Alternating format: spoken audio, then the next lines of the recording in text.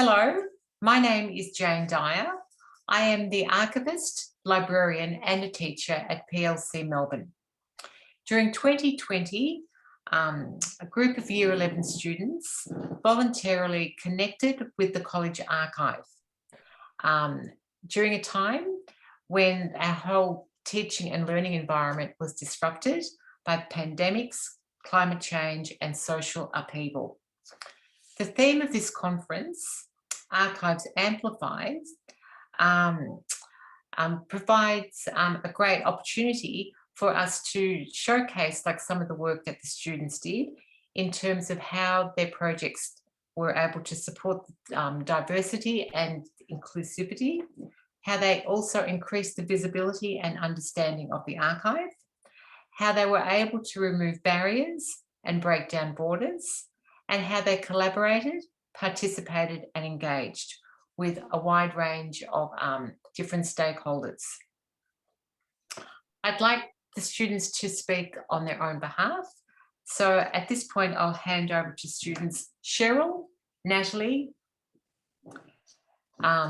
Serena and Ali, who are all now in Year 12. Thank you.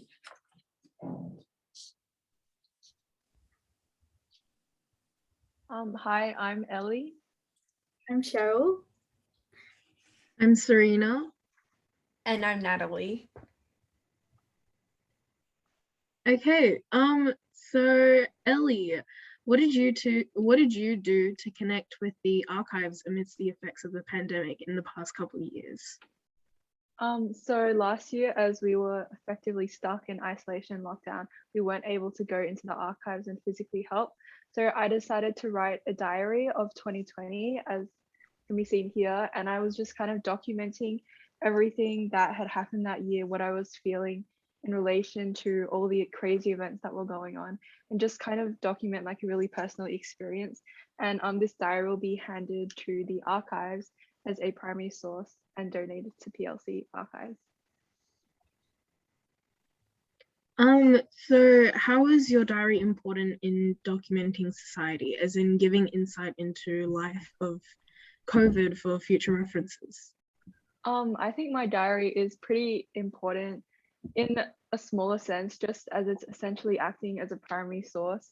I recorded my experiences firsthand, so it really gives a more intimate and personal experience of COVID to someone who perhaps didn't experience COVID. And for example, rather than being a newspaper with stats of what actually happened, with stats of COVID cases or numbers, I think it's more of a personal experience that people can perhaps connect to on a deeper level and gain a greater understanding of the pandemic.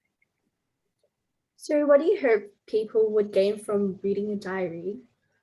I hope that people, first of all, just enjoy reading it. Maybe it'll be something a bit different that they haven't read before. And I think that they gain a new perspective of the pandemic and of 2020, especially as the people who are reading it probably aren't, 17-year-old teenager going to school during the pandemic. So I hope that they also are more willing to perhaps look at things from a new perspective from now on. And I also hope that it creates perhaps more intergenerational connections, as the person who was reading it, again, it probably isn't my age. And so I just hope that it perhaps fosters more connections over generations as people from the future reflect and read back on this diary that will be from the past. That's very nice, Ellie. So what about you, Cheryl? What was your activity during the lockdown in 2020? The archive project I've chosen is to chat with old collegians of PLC. So through my experience in talking and connecting with old collegians, I've realized how similar the situations were in comparison to COVID lockdowns here in Victoria. So when COVID struck, I was really sad and devastated to not being able to visit and help out in the archive with all my friends. And when I was offered this project, I was really happy and excited. However, at the start of the project, I was a bit scared to communicate with the old collegians because we've never met before, and it was hard to talk to some new people that I haven't seen. So with one of my old collegians, Mrs. Margaret Wood, who's already 91 years old this year, I was lucky enough to be able to keep in contact with her for a long time. And she's a really splendid lady who's so lovely and kind to me during the project. And what else did you think you have learned throughout this experience? From her, I learned a lot about PLC in the Second World War, which is very fascinating as I have always had a passion in knowing about school and war life. So communicating with Mrs. Wood allowed me and allowed both of us to break the barriers between the older and younger generations, creating an intergenerational relationship with each other. And I hope through this project, although like it may seem pretty insignificant to the whole world, I hope that we can help move society forward by breaking even larger generational gaps and bringing together everyone in society. Wow, that's really interesting, Cheryl. Thanks for sharing. So Serena, how did you connect with the archives during 2020 last year? Yep, so I created a PLC Snakes and Ladders board game, and this game that I've made is based on the infamous Snakes and Ladders board game that I'm sure is a staple of every household. But I made the game unique to the PLC community by incorporating the house colors, which is red, orange, green, purple, white, and blue. And I've essentially made the each square correspond to a year of the patchwork starting in the 20th century. So for example, the first square would have been the 1901 patchwork, which is essentially PLC's yearbook, which is released every year at the end of the year. That sort of captures the PLC culture and the events that occurred.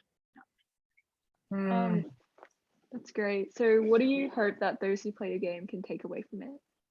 I guess the game is intended to be played not just to enjoy the company of each other, and also a way to connect with the PLC community and acknowledge the old and rich history of the school.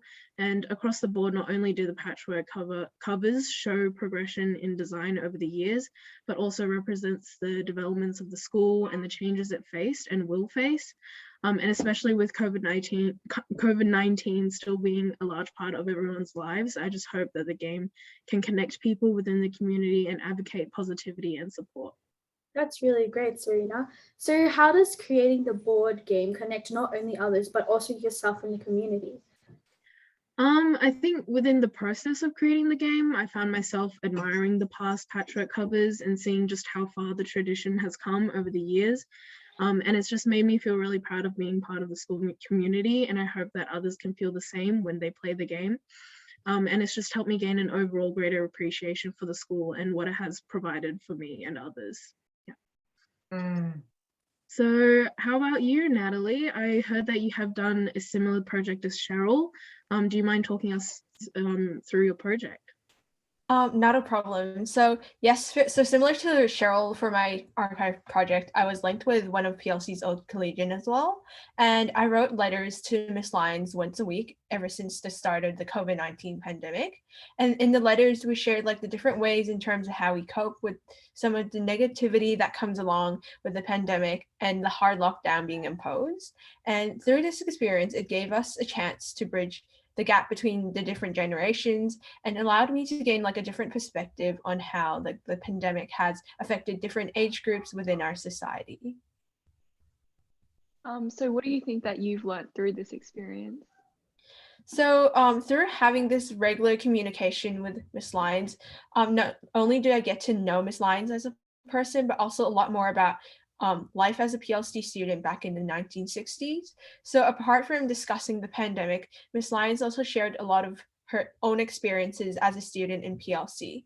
So while there are many aspects that are different in terms of being a PLC back then, when it's compared to like the present, I think that being able to be Miss Lyons' pen pal is such a valuable experience. It has given me the chance to learn more about the history of my school through the lens of a past student. And this experience also made me realize that while in our ever-changing world, certain things still remain constant, even with the passing of time. So all four of us as a student are very grateful to have this opportunity to work with Archive and like really get involved in different projects that are related to the archive. And it really supported the diversity and inclusivity, and as well as really increased the visibility and understanding of the archive. Especially during like COVID-19, it kind of removed all the barriers and broke down different borders and realized that we can engage or like be part of the archive in a lot of different aspects and in ways that we didn't think of prior to the COVID-19 pandemic.